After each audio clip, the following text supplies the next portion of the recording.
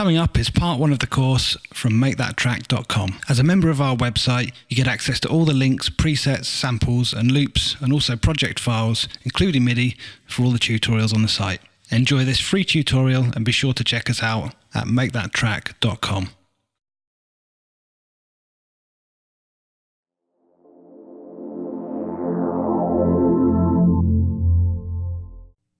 Hey guys, welcome to part 1.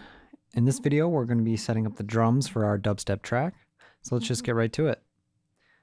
First what we're going to do is we're going to take a look at how to combine 2 layers of a kick by using a drum rack and a MIDI pattern.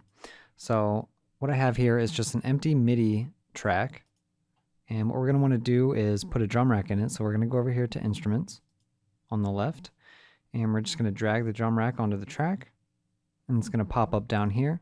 And what we have in here is just a bunch of empty pads that we can assign audio clips to. So what we're going to do now is go into Current Project here on the left, and I already have all of our samples set up and organized. So we're going to go into the Samples folder, go into the Drums, and we're going to drag 2 clips here. We have Kick Top, I'm going to drag to C1, and then we have Kick Bottom, we're going to put on C#1. Okay, and now that they're loaded in, I can click on the play button to play them. And if I had a MIDI piano or MIDI controller set up, I could hit the corresponding key of C1 to play this clip. As you can see, they're all corresponding to different notes. And what we can also do is we can create a MIDI clip and use MIDI to write a pattern. So I'm just going to highlight an area here, and I can right click and choose Insert MIDI Clip. It's just going to create an empty clip for us here, and if we double click on it, it's going to open up the MIDI clip here at the bottom.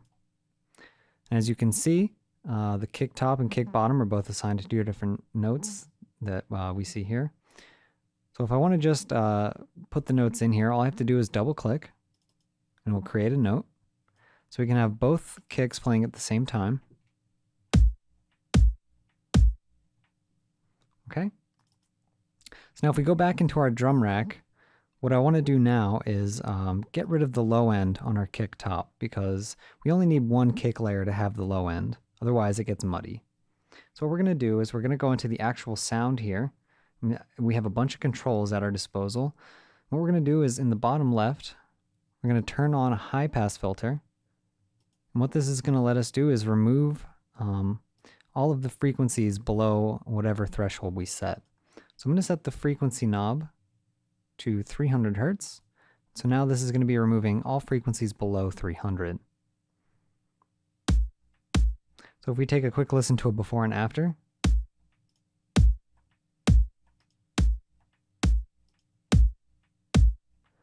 As you can hear, with the filter on, it's a lot more tight. Okay, now that we have that set up, I'm going to actually drag a MIDI pattern that I already have set up into the track. So I'm going to go into the MIDI folder, and I'm going to drag Kick Intro into here. It's going to ask me if I want to import tempo and time signature data, and we're going to hit no because we already have our settings how we want them.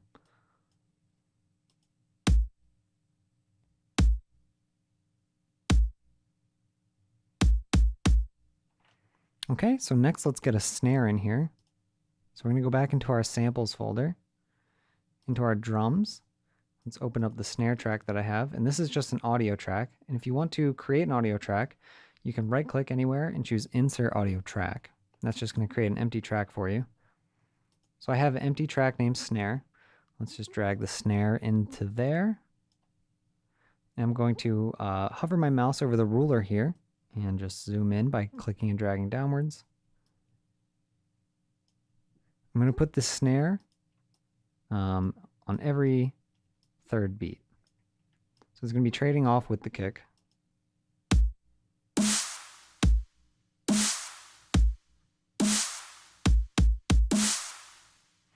Okay, so we have our basic dubstep beat set up.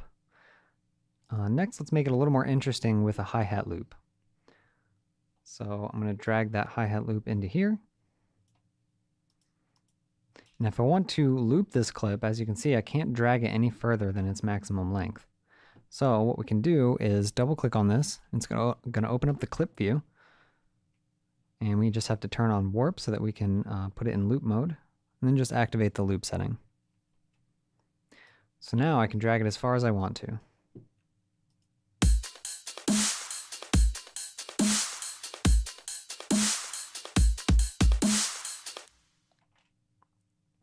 Okay, next let's get some more hats in here just to fill out the high end. So I'm going to drag Sizzle Hat in. What I want to do with this is actually shorten this clip and have it play once every beat. So I'm going to hold Control and then just drag to copy. And then a faster way to get more audio clips on here is to highlight all 4 of these and hit Control, Command, and D to duplicate.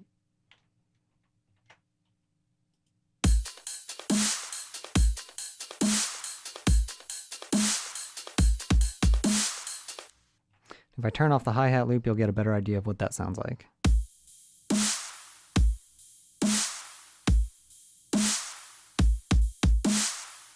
So it's just adding some nice high frequencies to our drum beat. Okay, next let's get a crash in here.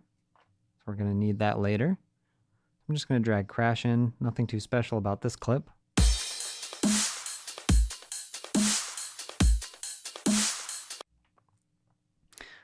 Okay, so as you can see, with only a few samples, we have a pretty solid drum kit going.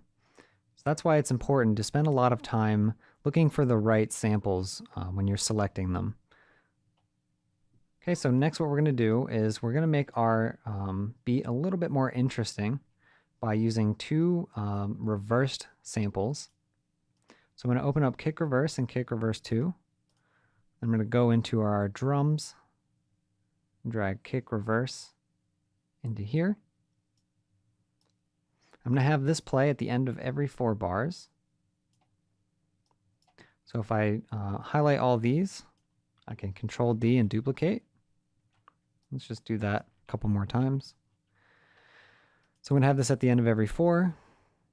So at the end of 8, at the end of 12, and at the end of 16. So let's take a listen to that.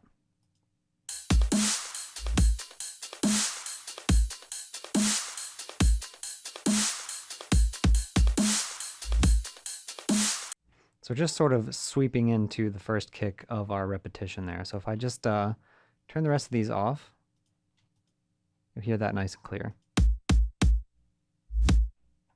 Okay.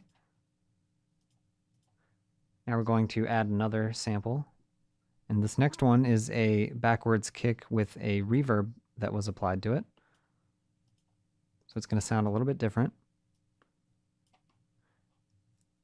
We're going to have this play once every 2 bars, or once every bar rather.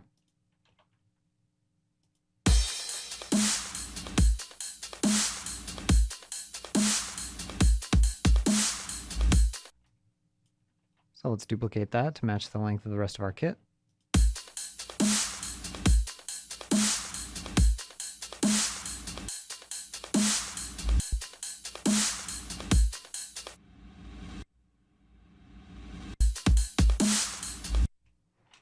Okay, and with a couple of backwards layers, we've made our kit a little bit more interesting. So that's going to be it for the basic drum section. In the next part, we're going to be adding some instruments, and we're going to get some patterns in here. So I'll see you in the next video. We hope you've enjoyed part 1 of this course. To continue, please go to the website and select a membership to suit your needs. Welcome to MakeThatTrack.com. At Make That Track, we provide everything you need to make your favourite style of music from start to finish.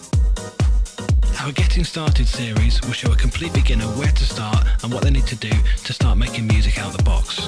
Once the basics are grasped, you can learn how to make the genre of your choice with everything that you need in the process.